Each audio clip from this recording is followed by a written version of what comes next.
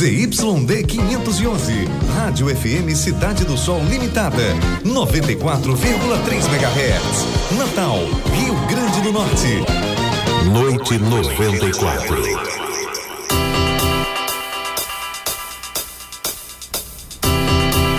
Alô, alô Natal, alô mundo, alô Brasil, alô meu amigo Olivan Lima, o meu colega desta noite de terça-feira. Fala, Olivan, tudo bom, meu amigo? Pois é, tudo bem, né, Juninho? Boa noite pra você, boa noite aos ouvintes da 94 FM Rádio Cidade. Também quem está nos assistindo, não é isso, amigo? Olivan, você sempre falando muito bem, é verdade. Telespectador, YouTube, Facebook, Twitter e você ouvindo aqui através das ondas do rádio na 94 FM, seja em casa, no carro, no trabalho, ouvintes espalhados por todo o mundo. Alô, alô, planeta Terra.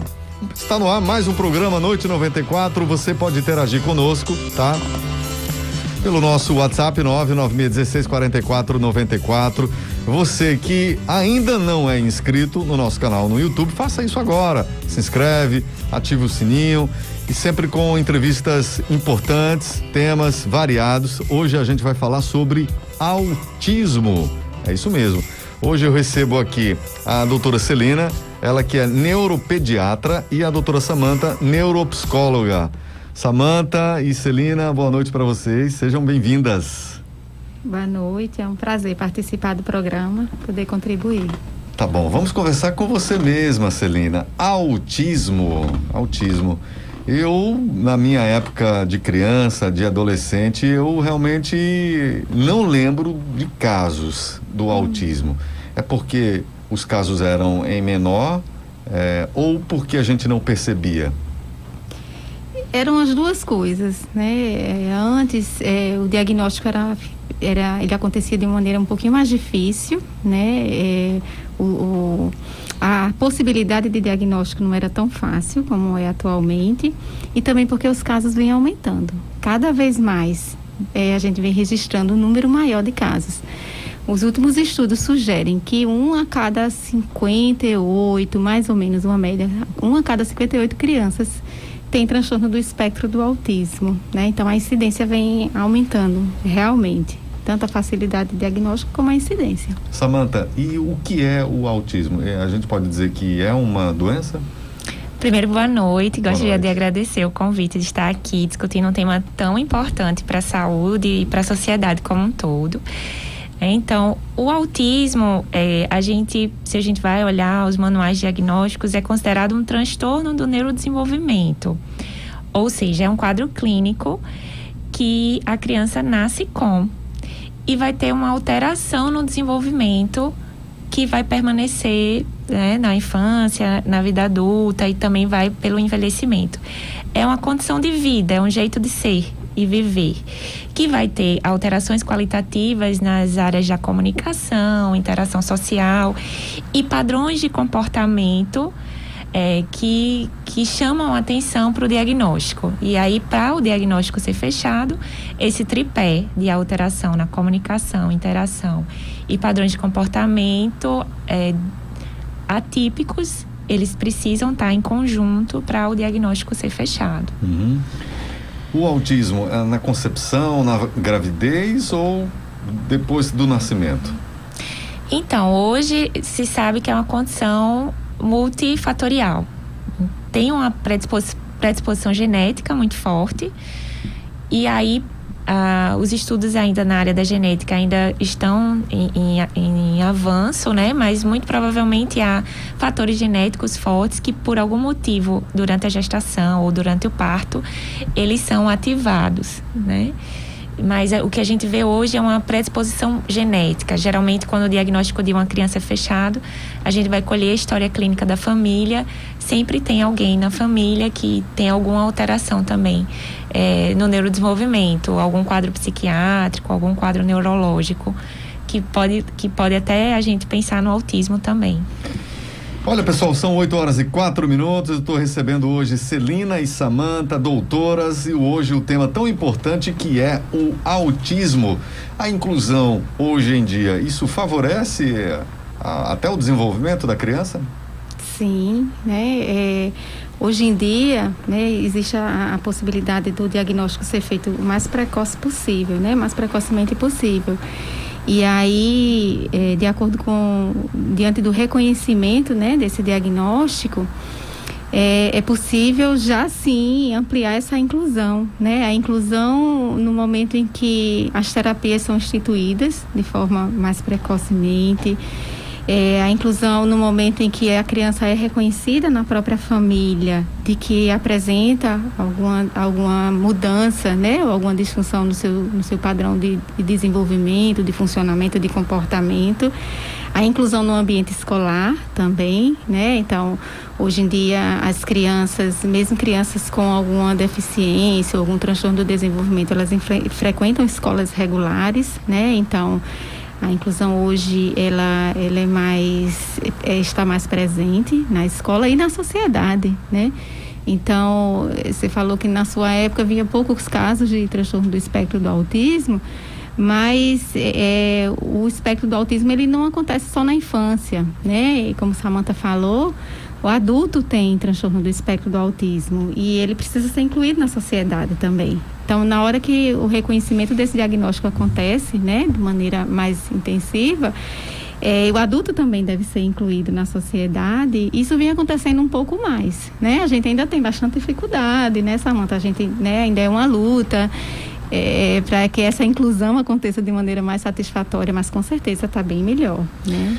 Que bom, são 8h06, esta é a nossa 94 FM, uma empresa do Grupo Haroldo Azevedo, um tema muito importante que é o autismo, e a gente está recebendo hoje aqui elas que são doutoras no assunto autismo, Celina e Samantha. Você pode mandar sua pergunta aqui para o nosso WhatsApp 99616-4494. Você que está fora de Natal, não se esqueça que o nosso código é 84, tá? E também você pode mandar através aí do nosso chat, pelo YouTube. Outra coisa, não esquece de dar o joinha aí, tá? E compartilhar o vídeo, e aí você fica disponível no YouTube, você pode assistir na hora que você bem entender. Mércia Bezerra aqui no chat, que maravilha essa entrevista, botou as palminhas aqui. Karina Lúcia de Medeiros Marinho tá dizendo aqui, boa noite, excelente tema, gostaria de, se possível, explicasse os tipos de autismo. Você, Celina. O autismo, na verdade, atualmente a gente já usa até uma terminologia, outra terminologia, a gente já fala em transtorno do espectro do autismo, né? Então, a gente não fala assim autismo, né? A gente fala espectro do autismo, porque a apresentação clínica do autismo, ela é muito variada, né? Então, tem desde casos menos comprometidos, casos leves, de pessoas que são verbais, que falam e até conseguem se comunicar, até casos muito graves de pessoas não verbais, com síndromes comportamentais importantes, até associada à deficiência intelectual. Então, é um leque de apresentação clínica, né? Então, a gente fala em espectro do autismo, né? Então, atualmente, desde 2015 para cá, a gente já não separa em tipos, né? A gente fala que todo mundo que apresenta o quadro clínico tem espectro do autismo. Agora, a gente pode graduá-los de acordo com a necessidade de apoio. Então, pode ser um comprometimento mais leve, mais moderado ou grave. Então, atualmente é assim que a gente classifica. Né? Mais perguntas aqui no nosso chat, no YouTube. Luzarte Pereira. Perdão. Muito boa entrevista, Juninho Massa.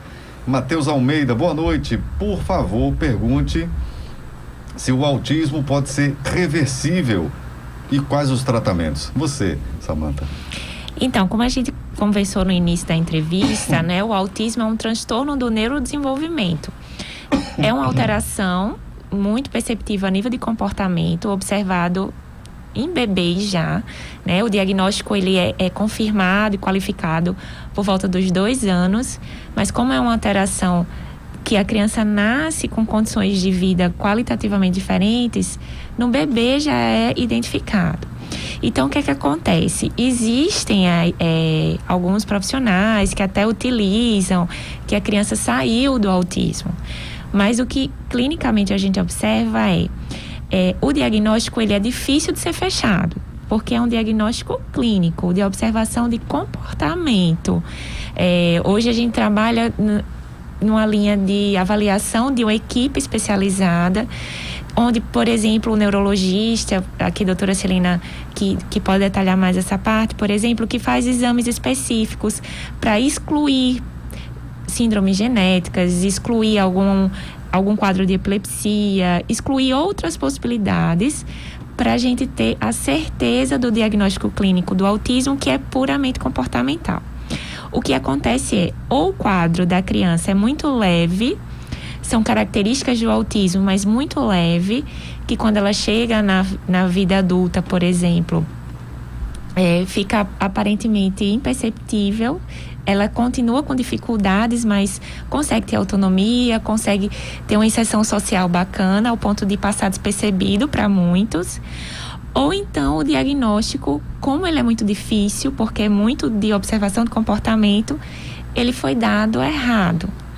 Né? Então, na nossa concepção de trabalho pelo que a gente entende sobre autismo, não existe essa possibilidade de reversão. O que existe é uma dificuldade de diagnóstico, porque a gente entende que é difícil por ser clínico, um diagnóstico clínico, ou por ser um quadro clínico que é fechado, mas muito leve, e a olho nu, assim, para quem não é da área, quem é leigo, pode parecer que a criança chegou na fase adulta e saiu do espectro do autismo, né? Mércia Bezerra está dizendo que sou fã dela, Cíntia está dizendo Célia maravilhosa, Matheus Almeida também, e Giselita Barbosa de Lima. Boa noite para você também, obrigado pela participação. Existe uma idade mínima para o diagnóstico de autismo?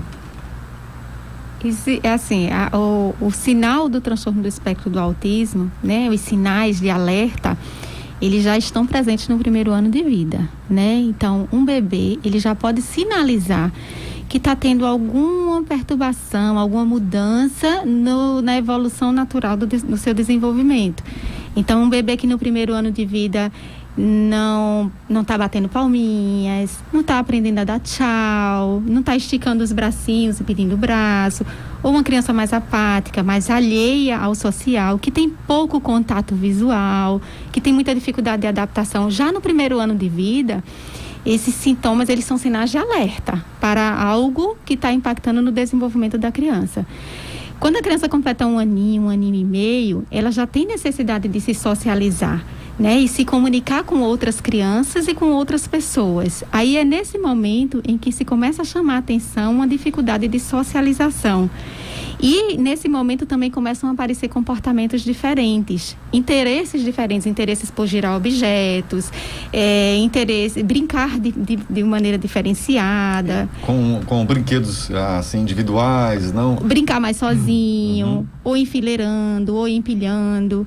Então, são sinais que vão aparecendo ao longo do desenvolvimento e que a gente deve suspeitar, né, desses sinais de alerta já no primeiro ano e consolidar essa suspeita no segundo ano. Então, a gente quer que o diagnóstico seja feito até os 2 anos, no máximo 2 anos e meio de idade, né? Quando o diagnóstico é feito nesse período, ele está na época certa. Após esse período, a gente já fala que é um diagnóstico um pouquinho atrasado, né? Mas o diagnóstico ele pode ser feito em qualquer faixa etária, em qualquer idade, até adulto. A gente faz um diagnóstico de um adulto, né? Com o TEA. É mais difícil no adulto? Como o transtorno do espectro do autismo, ele não é uma doença, né? Por isso que aquilo que Samantha falou, ele não é uma doença e não fica curado, ele não sai de um transtorno do espectro do autismo. Ele é um transtorno do desenvolvimento. E como a criança é a fase em que o desenvolvimento está de vento em polpa, está acontecendo muito, então os sinais eles ficam muito mais evidentes na infância. E à medida que essa pessoa desenvolve, algumas vezes os sinais vão minimizando e os comprometimentos de comportamento vão minimizando também de acordo com o grau, né, de comprometimento.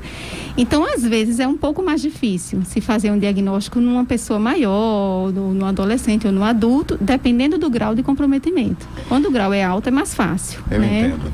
Pessoal, eu estou recebendo aqui Celina e Samantha, são doutoras. O assunto de hoje, autismo, que, claro, interessa a todos nós.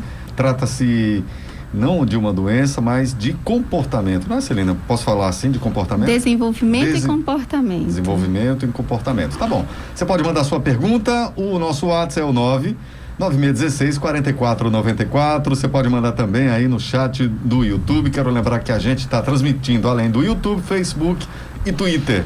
E aqui pelas ondas do rádio, quero agradecer aqui a audiência do meu amigo Mário Sérgio Granado Pimentel, tá sempre nos acompanhando. A Milton, lá do bairro do Alecrim. Quero mandar um abraço aqui também para Glaucio Chua, lá nos Estados Unidos. A Shelry, lá na Califórnia, que bom. A Giselita tá dizendo que é verdade que uma das características predominantes é o sono irregular? No primeiro ano de vida, sim, algumas crianças apresentam muita dificuldade de adaptação no sono. Então, às vezes, elas têm muito despertar, às vezes tem uma dificuldade para começar o sono, né? Ou simplesmente um sono agitado. Mas as crianças maiores também podem ter uma latência maior para o início do sono. Então, às vezes elas demoram para pegar no sono. E às vezes tem um sono mais inquieto mesmo, né? Não são todos os casos, isso. E mais agitado mesmo, né? Um comprometimento do sono. Isso é variado, mas é verdade, isso acontece. Samantha, como a gente vai incluir se... eu também sou leigo, essa é uma dúvida, eu já ouvi muita gente falar isso. O autista, ele prefere o seu próprio mundo. Então, como a gente deve incluí-lo, já que ele, inclusive criança, ele prefere brincar sozinho, prefere aquele mundinho dele, os seus próprios brinquedos, não vai dividir com os coleguinhas. Como é que a gente se depara com isso e consegue um ponto de equilíbrio? É uma ótima pergunta. E é isso que você falou mesmo, é encontrar o equilíbrio. Porque ao mesmo tempo que a gente precisa respeitar essa criança, que gosta de estar mais isolada, que gosta de estar no mundinho dela, né? A mesma coisa de você, por exemplo, gostar muito de estar aqui no seu estúdio, trabalhando, e de repente chegar invadindo, chegar tomando o seu espaço. Você vai ficar incomodado, né? A gente não gosta de ter invasão de espaço. Então a gente precisa respeitar esse espaço, mas ao mesmo tempo, como vivemos em sociedade, e uma sociedade que preza pela interação, a gente vive interagindo o tempo inteiro. O ser humano, ele precisa interagir, inclusive para sobreviver. Então a gente precisa ensinar para essa criança que o mundo é permeado por interação e ela precisa também aprender a interagir, aprender a se comunicar com a sociedade que ela está envolvida, seja a sociedade pensando em família, seja a sociedade pensando em escola, né? É uma busca de equilíbrio constante, sempre respeitando a criança, para que seja um processo.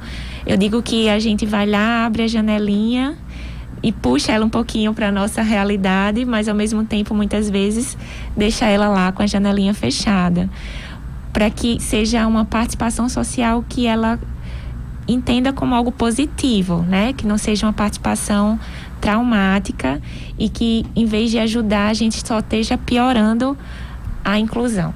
Eu entendo. São 8h17, é Natal. A gente continua com essa entrevista maravilhosa com Celina e Samantha, doutoras nesse assunto que realmente chama a atenção de toda a nossa sociedade. E esta empresa, que é do Grupo Haroldo Azevedo, claro, falando de inclusão, é uma empresa também que se preocupa com isso. Eu quero agradecer aqui a nossa produtora Carla Marinho e alô para Lisa Ramalho, Ana Cristina Grangeiro, aliás, foi através dela que foi colega da nossa produtora no SIC, que é pediatra e fez esse contato com vocês, através da Carla Marinho, a nossa produtora. Isabel Aragão também ajudou a escolher essa entrevista e a Carla Marinho está dizendo aqui, agradecendo as duas. O Kenaz, meu amigo Kenaz, lá em Conselheiro Lafayette. Como é que tá o clima aí? O Kenaz sempre tá passando aqui pra gente. Tá quente, um dia faz um frio, tá faltando nevar aí em Conselheiro Lafayette. Não é isso, Kenaz? Um abraço pra você. Eu também já ouvi que o autista, ele é muito inteligente. E aí, Celina? A pessoa com transtorno do espectro do autismo, ela é igual a todas as pessoas sem transtorno do espectro do autismo. Então, ela pode ter um nível intelectual adequado e pode ter um nível intelectual mais elevado ou mais rebaixado. É certo que existe uma incidência um pouco maior, né, de prejuízo intelectual na pessoa com transtorno do espectro do autismo, né? A incidência de deficiência intelectual associada, que pode ser considerada uma comorbidade, ela é um pouquinho maior. E existem também alguns casos em que o nível intelectual é realmente acima da média, né? Então, uma classificação anterior, que não é mais a atual, mas havia o grupo das crianças com Asperger, que tem um nível intelectual elevado, considerado grandes gênios, por exemplo, né? Então, existe um grupo de pessoas assim, né? Mas não necessariamente o nível intelectual está rebaixado ou elevado, né? Na pessoa com o transtorno. Samantha, e essa transição, infância, adolescência e até a fase adulta, como a família pode também ajudar a contribuir para toda essa transição dessas fases que eu me referi? Como a doutora Celina falou, né? São pessoas com autismo. Elas não se resumem ao autismo, são pessoas em desenvolvimento. Então, a orientação que a gente sempre dá para as famílias é entender que muitas vezes uma queixa de comportamento pode ser fruto da idade, que como qualquer outra pessoa em desenvolvimento pode estar passando. Então, por exemplo, nessa transição da infância para a adolescência, a puberdade está aflorando. Naturalmente, o corpo está em transformação por questões hormonais. Então, as demandas muitas vezes não é do autismo, mas é da puberdade, né? A entrada na vida adulta, principalmente aquelas pessoas com autismo que têm um bom desenvolvimento cognitivo, têm uma boa autonomia. Vem a angústia de inserção do mercado de trabalho. Então, da mesma forma que a gente precisa fazer um acolhimento de orientação profissional para qualquer pessoa, as pessoas com autismo também precisam de um apoio, de uma orientação para a inserção do mercado de trabalho, pensando nas potencialidades que ela tem, né? Então, é entender que o autismo traz uma condição diferente de desenvolvimento, que vai trazer repercussões na vida adulta e inclusive também no envelhecimento. Temos pessoas com autismo na terceira idade, mas não esquecer que são pessoas e que muitas vezes as demandas fazem parte desse processo de desenvolvimento fisiológico e comportamental. Olha, você que está chegando agora no YouTube, Facebook ou Twitter e também aqui através das ondas do rádio, eu estou recebendo a Celina e Samantha, são doutoras, são especialistas em autismo, é o nosso tema da entrevista de hoje. A Mércia Bezerra está dizendo aqui, e vai depender do perfil de cada um para as estratégias de interação social. E o Marcos Tavares de Brito, boa noite para todos. Eu tenho um sobrinho de 1 ano e 6 meses que tem síndrome de Down. Minha irmã está grávida novamente. Tem alguma probabilidade de vir uma criança com autismo?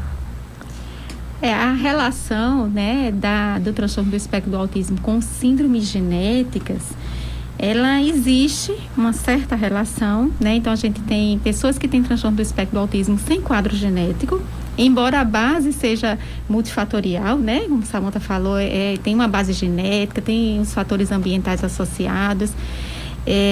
Mas existem algumas síndromes genéticas que são mais relacionadas ao transtorno do espectro do autismo e a incidência termina sendo maior na própria família. Mas a síndrome de Down, ela não é diretamente relacionada com o transtorno do espectro do autismo, né?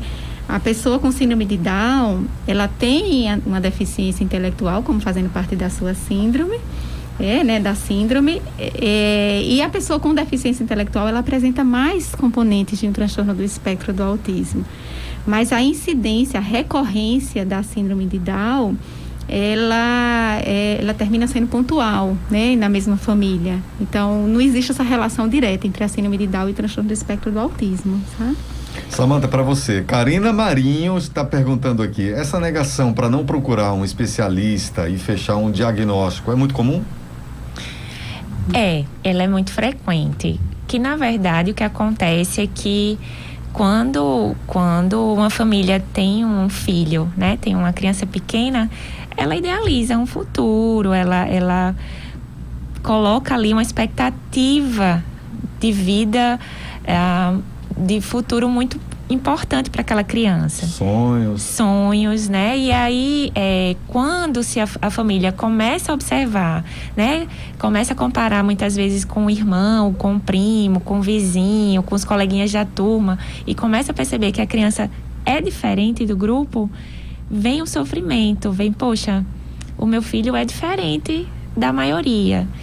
E aí, essa expectativa começa a mudar.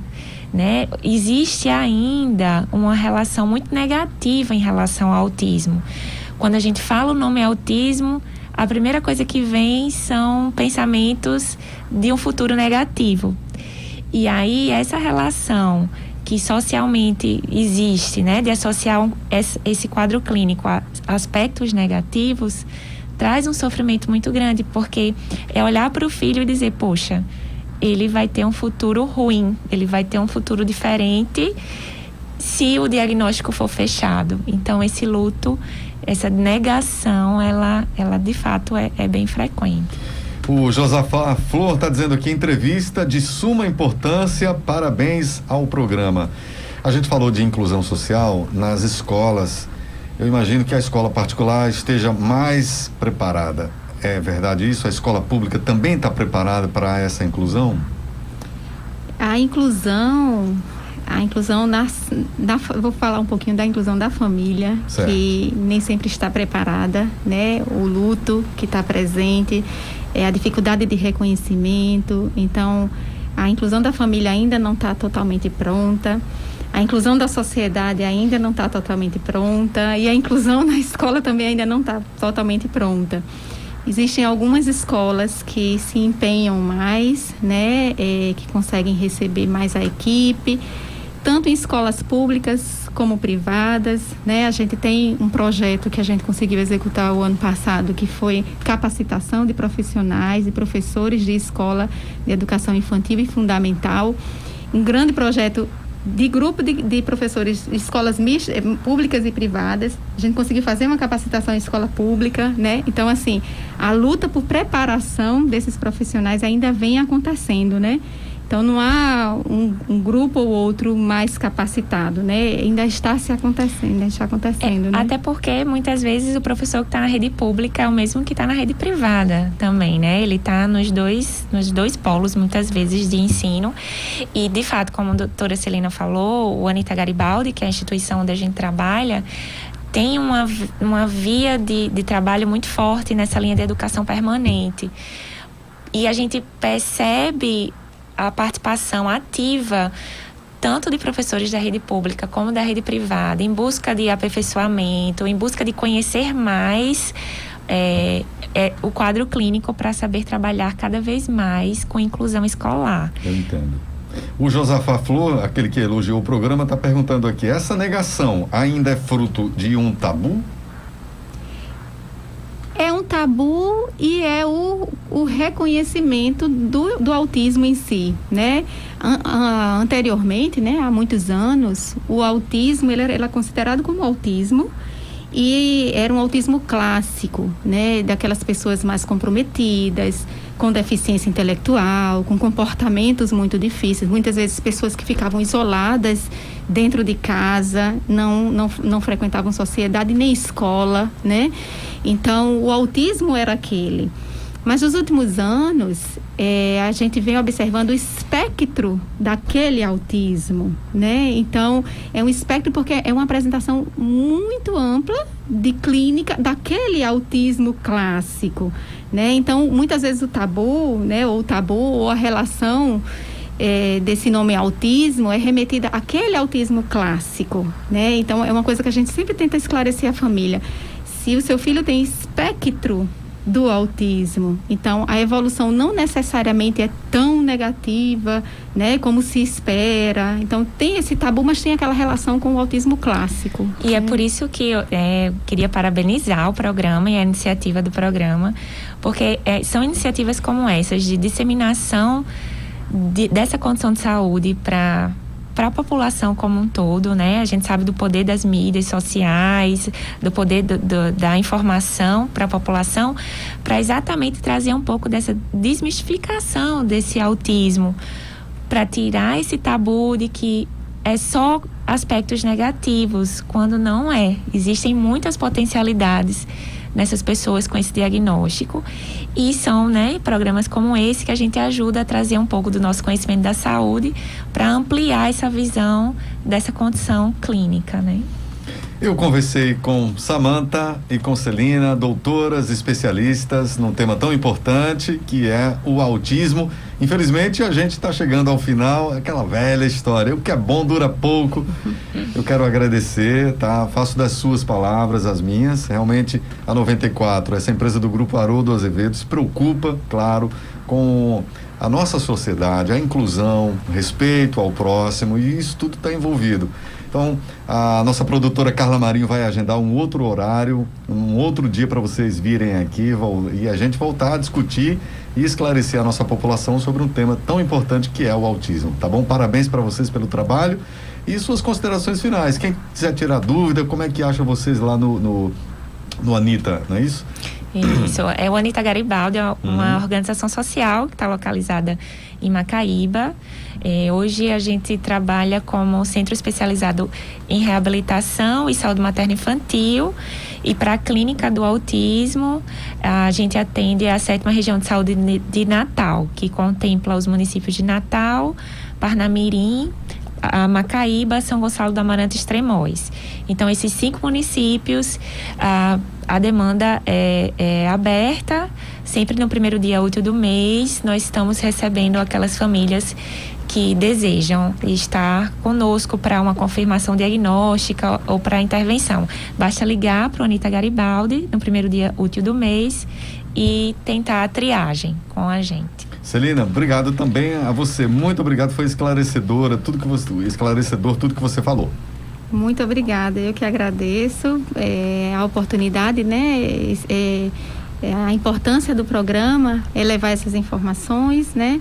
E eu acho que a importância da nossa fala é a gente alertar para o diagnóstico precoce, para a suspeita precoce, né? Se há dúvidas, procure uma equipe, procure um profissional de saúde, não deixe o tempo passar, não espere para ver, né? Isso tudo requer carinho, inclusão, e isso tudo lá na ponta é amor, não é verdade? Isso mesmo.